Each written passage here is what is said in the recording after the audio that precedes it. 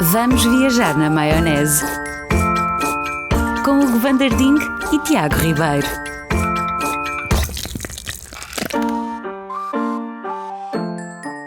Olá, meus amiguinhos e amiguinhas, sejam bem-vindos a mais um Vamos Viajar na Maionese. Temos molho do dia, Hugo van der Ding, bem-vindo. Bem-vindo, Tiago. Como estás? Estou bem, graças a Qualquer coisa. qualquer coisa, Sim. sabe bem? Se só agora se encontraram com este podcast, Aos temos estabilizadores do muitos humor. episódios. Temos muitos episódios na contabilidade. Puxem atrás, descarreguem, podem levar convosco para qualquer sítio deste planeta, partilhem com os amigos. E já agora, uma coisa que nos dá a todos muito jeito, para nós que estamos a fazê-lo e para vocês que vão recebê-lo, subscrevam mesmo este Vamos Viajar na Maionese. Sim. Temos episódios, voltamos à carga a partir de agora, aos nossos episódios semanais, porque a verdade, vida ao regressa à domingo. normalidade, Claro, sempre ao acabou domingo. os nossos Sim, especiais. claro, acabou que era bom. Acabou que era bom. Sim, levem para todo o lado, não levem para dentro de uma máquina de ressonância magnética. Dá errado. Dá, Aqui há umas senhora, semanas, é aqui há umas verdade. semanas, um senhor que ficou. Como será que ele ficou? Morreu. Colado. Ainda por cima Foi já ouvi por nós na história. puxado. Foi. A mulher estava. Ele. Pô, mas aquilo tinha quilos, aquele colar. Acho que era grande. A mulher Bem chamou. feio.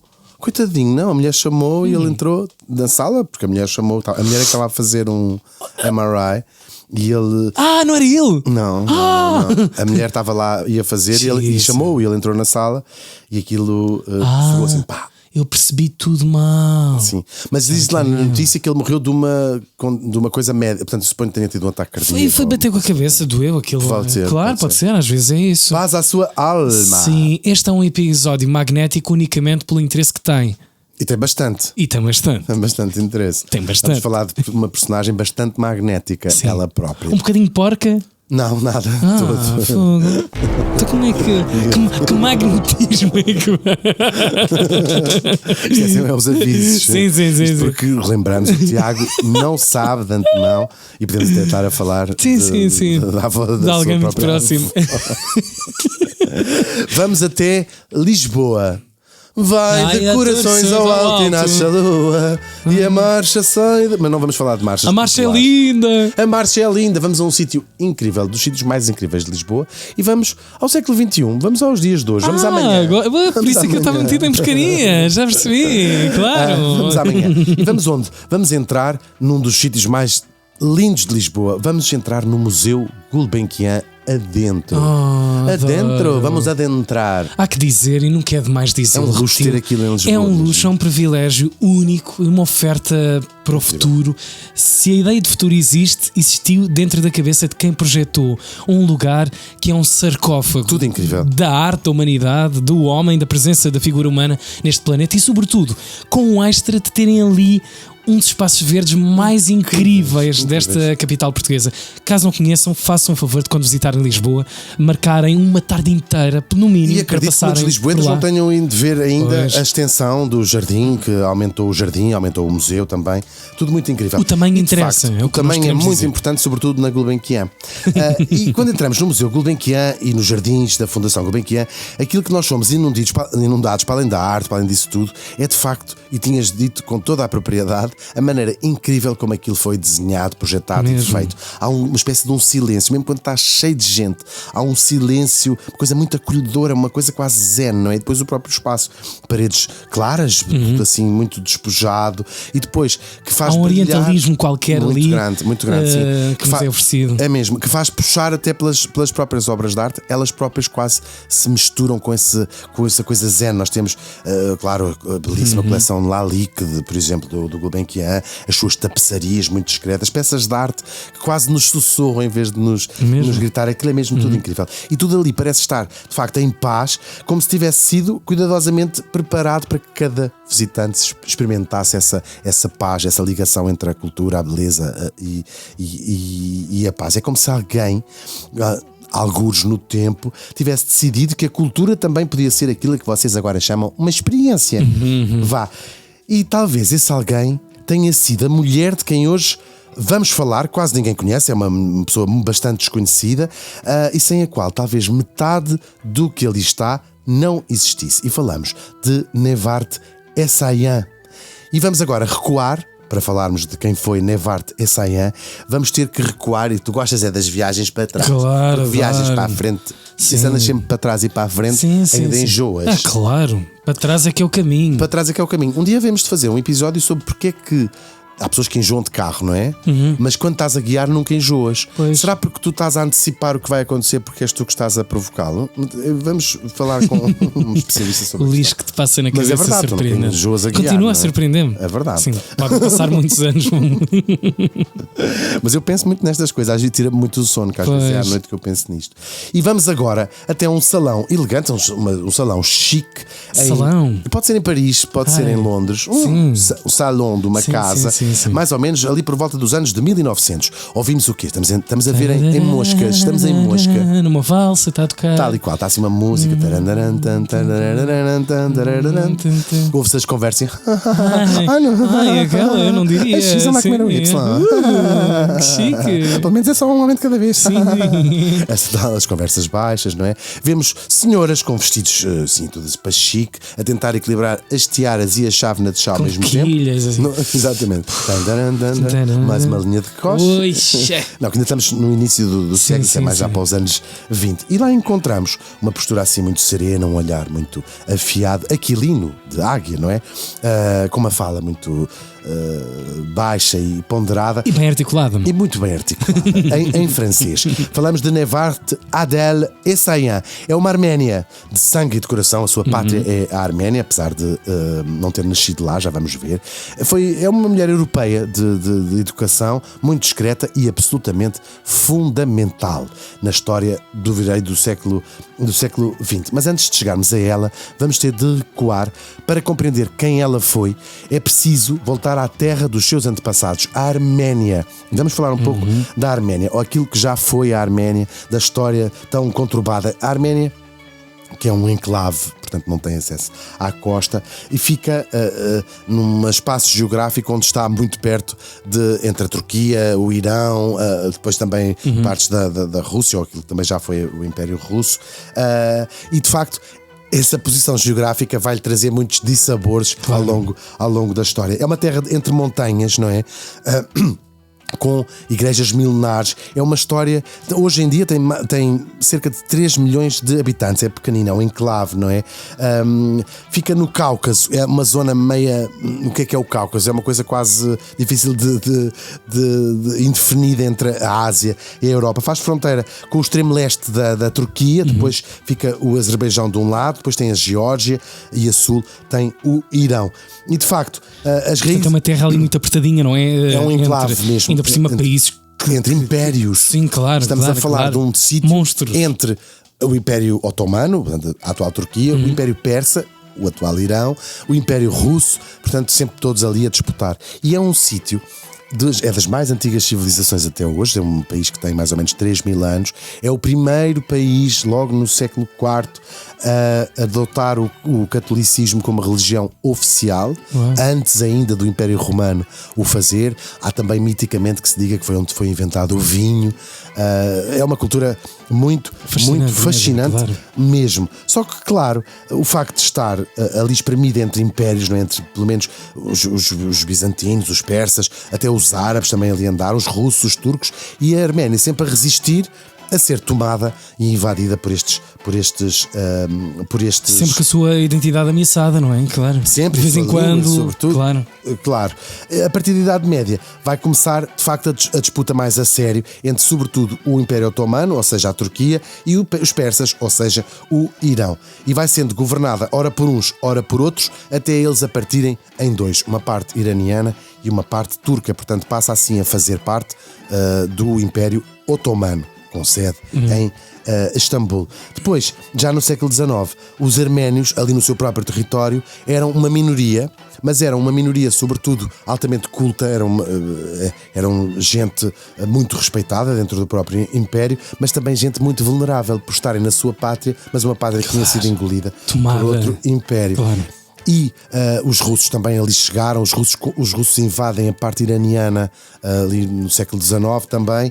E o Império Otomano, eles são cristãos, são católicos, começa ali a tentar controlar aquilo, conversões forçadas ao Islão, a perseguições muito grandes, muito fora mesmo. E ali, já no final do século XIX, começa a haver massacres graves e morrem vários milhares de arménios mortos, forçados ao exílio. E, claro, começa aqui a grande migração. Hoje, o traço cultural mais importante da Arménia é quase a gente espalhada pelo mundo, não é? É mesmo, é verdade. Muito fora. A família da nossa Nevartus, esta família Essayan, já tinha escapado de lá, só que já tinha vindo, portanto, antes desta altura dos massacres, só que as cicatrizes ficam lá, não é? Esta ferida a minha pátria é um sítio onde eu não posso voltar, onde não é seguro voltar. E, portanto, é uma ferida que se vai transmitindo de geração em geração. Já se passaram mais de 100 anos desde estes massacres e a diáspora arménia continua a manter o nome vivo da Arménia em todo o lado. Hoje em dia, estima-se que sejam mais de 15 milhões de arménios espalhados pelo mundo. São 5 vezes mais do que a população. Isto é tão curioso. Muito curioso. É quase um ensaio para a humanidade, que é o que é a nossa identidade, o que é a nossa pátria. Carregámos-la connosco em qualquer parte onde quer que estejamos. Sim. Quase que é um sítio que só existe dentro do coração daquelas pessoas, porque não tem sede física, não é? Ou é uma sede que esteve sempre ao sabor de disputas. Uau, hoje a Arménia é um país, existe com muitos problemas. Sabemos que tem o problema do Nagorno-Karabakh, que regularmente está na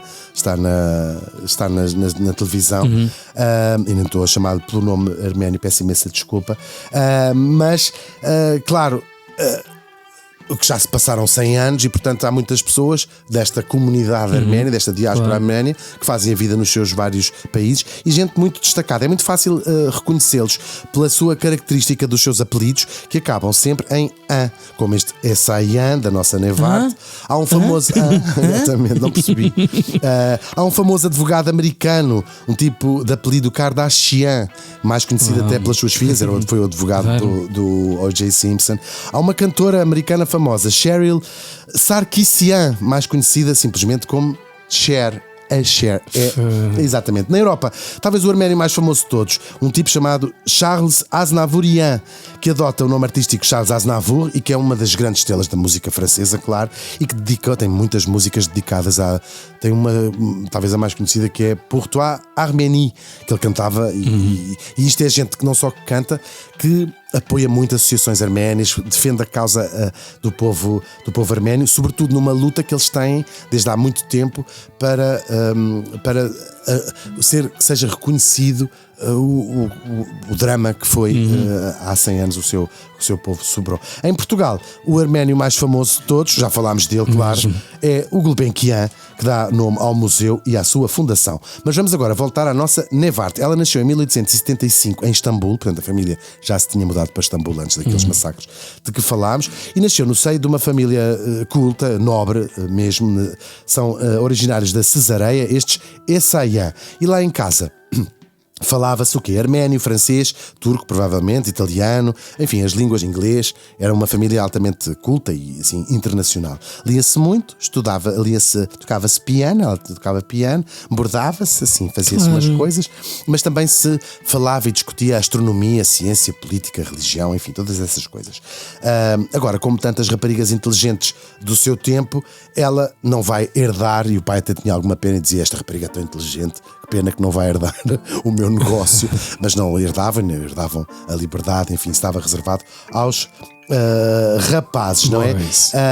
Só que essa menina vai marcar a história de uma forma muito mais profunda e, apesar de mais discreta, do que muitos dos homens que acabaram por herdar os seus negócios. Ela tinha um irmão que vai estudar para Oxford e ela vai ficar por casa a aprender tudo aquilo que ela podia, a observar, a ler, a estudar, a treinar a sua mente e a enchê-la de cultura e de conhecimento. Ui, que viagem! E para onde é que isto vai? Hugo van der Ding, fazemos uma breve pausa para as palavras do nosso patrocinador. E agora, umas palavras do nosso patrocinador. Oh Tiago, até dentro d'água estás a jogar. Que mal é que tem? Eu jogo há 2 anos todos os dias. Não estou viciado. Os jogos da Bacana Play de facto são muito, muito divertidos, é verdade. Mas não se esqueçam que devem usá-los apenas como divertimento e por isso joguem com muita responsabilidade. foram as palavras do nosso patrocinador. Uma viagem no tempo, Boa, Vanderding, e com alguém que irá desaguar também muito perto de nós. Mas para onde é que nos localizas a esta hora?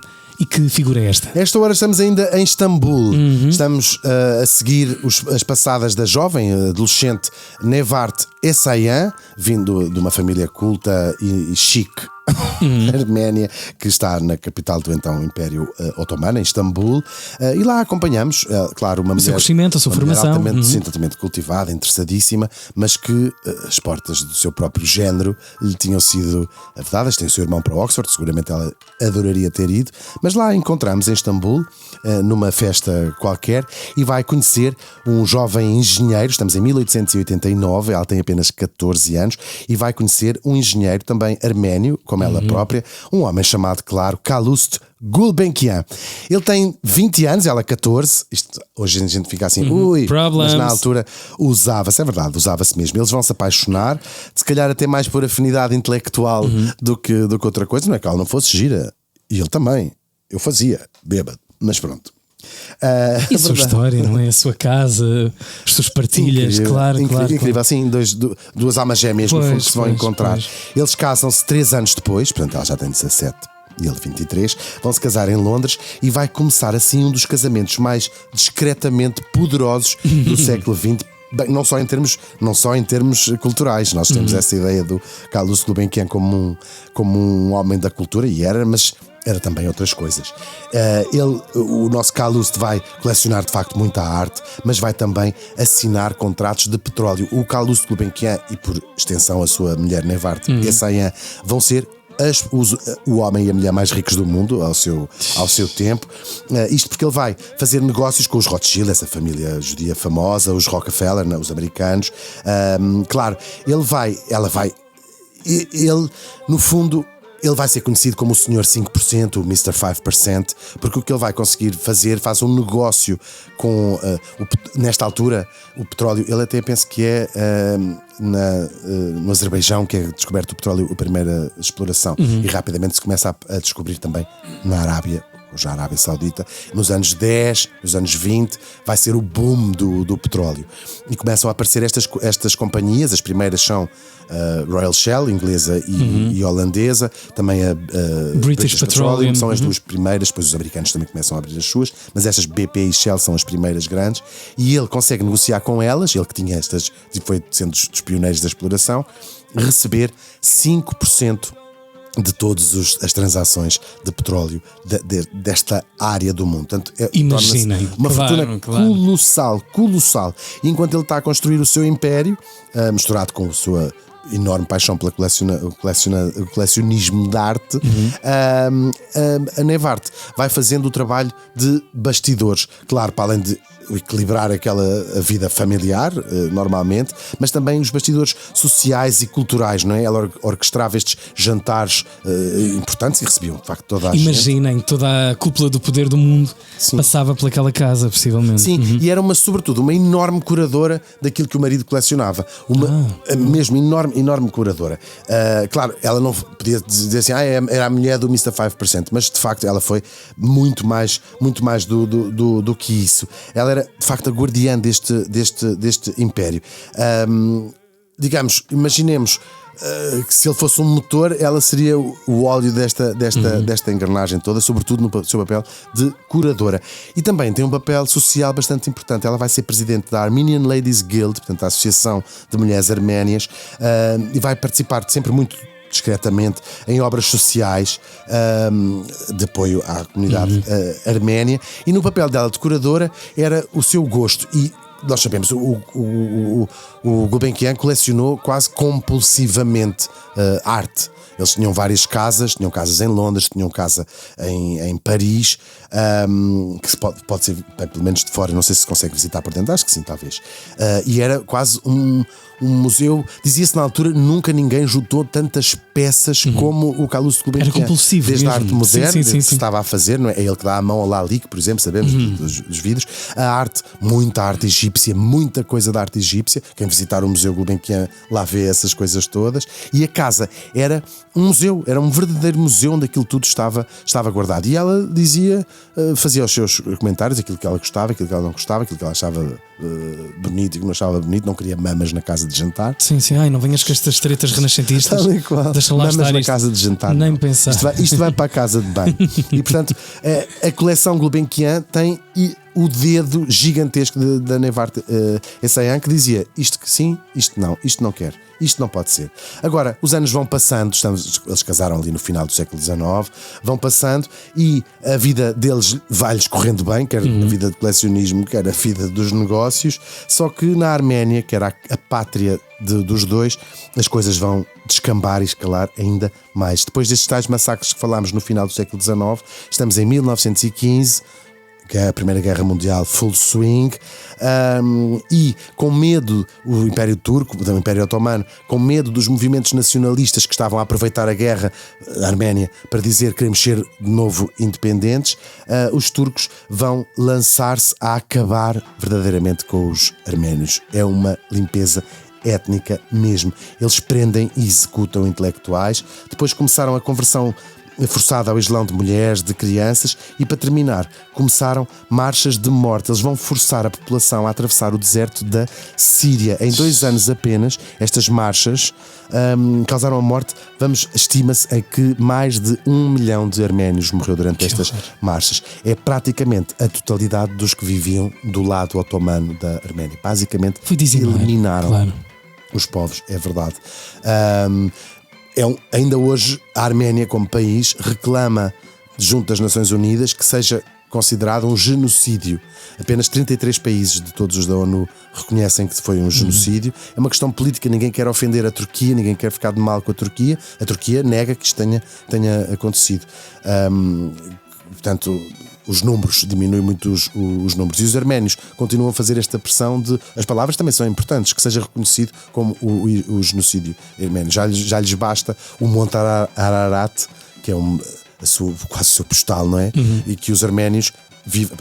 Erevan, não é a capital, vivem olhando para o Monte Ararat, que pertence à Turquia e que a Arménia reclama para si. Muito fora, né? Muito fora, sim. É um assalto continuado, não é? É mesmo. Agora, a nossa Nevart não estava lá, já sabemos, nem nasceu lá sequer, a família tinha vindo muito antes. Para a Turquia, mas ela para a Turquia, sim, mas trazia o peso desta herança. É quase estas diáspora arménia são, não se falando, carrega-se sempre em si. Até porque devem ser histórias dentro de casa, de seio familiar. São muito. Dos avós, dos pais, e lá estão os amigos, os tios, a família que ficou por trás. Que a tua nacionalidade está a ser massacrada, cilindrada. Claro. Sabemos isso, sabemos e vivemos nos nossos tempos histórias tão parecidas. E imaginemos, quando estamos a falar de Gaza, naturalmente, imaginando soluções políticas, soluções o que quer que seja, levarão anos, 100 anos, 200 anos, até que as pessoas esqueçam, não esqueçam, mas incorporem na sua história estas histórias. E o caso da Arménia é paradigmático de quantas gerações são precisas para isso deixar de ser uma ferida pelo menos tão aberta. E este olhar arménio, esta diáspora arménia, traz em si a própria noção da necessidade de preservar, de cuidar, de educar os filhos com as raízes. Os filhos falavam arménio, eles têm 2 filhos, Nubar e Rita. Curiosamente, a Rita Gulbenkian casa também com Essayant, e os descendentes conhecidos do Calouste e dela são descendentes desta filha. O Nubar é uma figura também incrível, é assim, um dandy gigantesco, estes 2 filhos deles. Sim. E eles passavam os seus tempos nas suas casas, em Londres, em Paris, em Viena também, mas faziam questões, uma casa onde se falava todas as línguas, não é? Mas o arménio lá estava também à mesa, porque sem língua não há memória, e sem memória de facto não existe nada, não somos rigorosamente nada sem a memória. Depois, durante décadas, o Nevart e o Calouste vão circular entre muitas capitais do mundo, entre museus, juntando esta enorme coleção gigantesca, não é? E sendo de facto anfitriões, e sobretudo ela no caso, destes ministros, pintores, tudo aquilo que nós imaginamos que lá passava por casa. E fê-lo sempre sem buscar o protagonismo. É uma coisa engraçada. Há muito poucos retratos dela e nesta altura toda a gente, estamos aqui a falar de uma elite, naturalmente toda a gente sabia quem ela era, mas era quase tão difusa como guardavas na tua memória, porque não havia sequer muitos retratos dela. Uma espécie de diplomata invisível, se quisermos. E claro, eles lá tinham a sua casa. Em Paris, passas há retratos. A coleção Gulbenkian estava a decorar as suas várias casas. Em Paris, na famosa número 51 da Avenue. Imaginem aquilo numa casa. É incrível. Enfim, em muitos sítios. Agora, durante séculos, durante décadas, aliás, claro que ela vai influenciar o gosto e a coleção Gulbenkian, e a certa altura Portugal vai entrar nesta história. Os Gulbenkian, o casal Gulbenkian, vem para cá com os seus 2 filhos em 1942, estão a fugir da guerra, naturalmente, claro. Foram apanhados no fogo cruzado, um homem de negócios também no meio disto tudo. Ele já estava velho e também doente, o Gulbenkian, mas vai trazer, claro, a sua mulher e os seus filhos e as suas 6.440 peças de arte. E 6.440 peças de arte, não é? Não estamos a contar com os tarecos da cozinha e com as toalhas da casa de banho. E é aqui que este legado da escolha da curadoria da Neve Arte se vai transformar em pedra mesmo. Ele vai passar cá, ele e ela, os últimos anos da sua vida em Portugal. Diz ela que gostava de continuar a dar os seus jantares, etc. Nunca escreveu um livro de memórias, nunca deu uma entrevista, mas é ela que vai moldar uma fundação onde o seu nome não está à porta. Ela morre em 1952. Diz-se que o Calouste Gulbenkian, de desgosto, mandou cortar todas as rosas que tinha no jardim da sua casa na Normandia, que não deviam ser poucas, também não devia ser um jardim pequeno. Pois. Esta gente tratava-se bem. Sim. Grandes áreas. Isto não é folha. Imaginamos o galo. Aqui em casa não quer merda, pai, não quer merda cá em casa. E ela levava as mãos à cabeça.